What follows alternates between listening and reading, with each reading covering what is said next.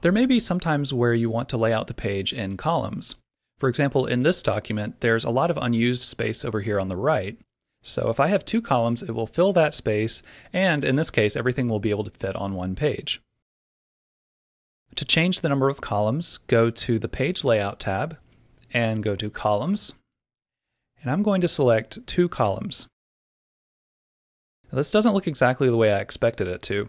What I actually wanted was for this title to still go all the way across the page, and for the columns to be below it. So I need to use a section break to separate these 2 parts of the document.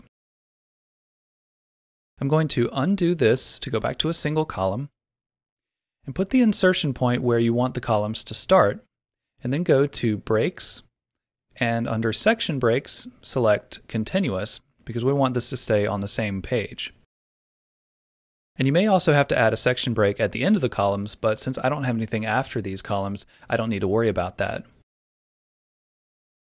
Now just select the number of columns, and it should show up correctly.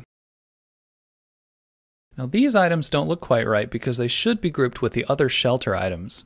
Now I can move the other shelter items to the second column using a column break, and then it's going to look the way I want. Place the insertion point where you want the break to be, and then go to Breaks, and then Column.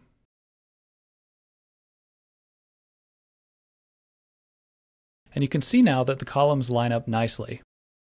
Now you don't have to use column breaks all the time, but they can be very useful when you're trying to fine-tune the layout of your columns.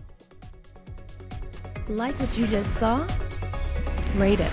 Add a comment. Subscribe to our channel. The freedom to learn. What you want, when you want. Absolutely free. GCF LearnFree.org